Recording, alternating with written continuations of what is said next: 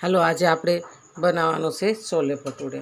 એ છોલે ભટુરે બનાવવા માટે આપણે છોલે ચણાને પલાળી દીધા હતા, તો આપણે હવે આને બાફવા મૂકીશું। બાફવા મૂકવા માટે આપણે કુકર લઈશું, એમાં આપણે આપણે એમાં નાખીશું 2 ગ્લાસ પાણી। 2 ગ્લાસ પાણી નાખીશું।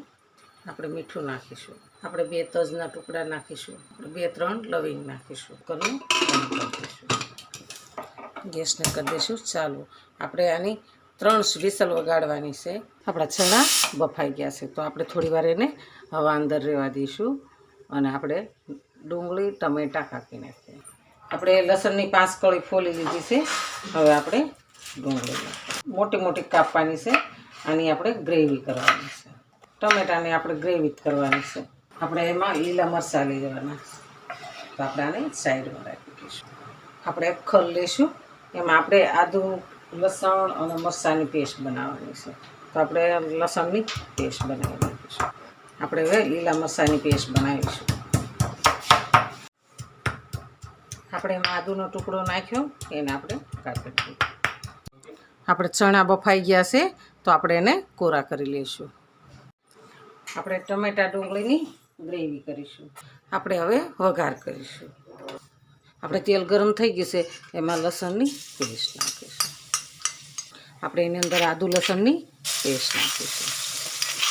આપણે એને સારી રીતે સાતરી લઈશું। ગેસને આપણે ધીમો કરી દઈશું। આપણે મીઠા લીમડાની આપણે ફરીવાર એને હલાવી લઈશું। આપણે એમાં નાખીશું ડુંગળીની ગ્રેવી। આપણે એમાં નાખીશું લાલ મરચું। ડુંગળીની ગ્રેવી આરે આપણે લાલ મરચાંને સાતરી લેવાનું છે, એનાથી કલર સારો આવે। આપણે એમાં નાખીશું ટમેટાની ગ્રેવી। આપણે એને સરસ હલાવી લઈશું। આપણે એમાં નાખીશું થોડુંક પાણી, થોડીક આપણે હળદર નાખીશું, ધાણા જીરું નાખીશું, પછી એને સરસ હલાવી લઈશું। સ્વાદ પ્રમાણે આપણે નાખીશું મીઠું નાખી અને આપણે હલાવી દઈશું। હવે આપણે એને ઢાંકી દઈશું। તેલ આપણું બહાર આવી જાય ને ત્યાં સુધી આપણે ઢાંકી દેવાનું છે। આપણે એને સરસ ઢાંકી દઈશું। આપણે તેલ બહાર આવી ગયું છે, આપણે એમાં નાખીશું છોલે નાખી અને આપણે હલાવી લેવાનું છે। વાવ, થઈ ગયું મસ્ત। આપણે થોડી વાર ઢાંકી દઈશું। નાખીશું ખાંડના દાણા, તમે નાખતા હોય તો નાખજો, અમે તો નાખીએ છીએ। આપણે હવે થોડી વાર ઢાંકી દઈશું। આપણું શાક સરસ છોલે ભટુરે તૈયાર છે।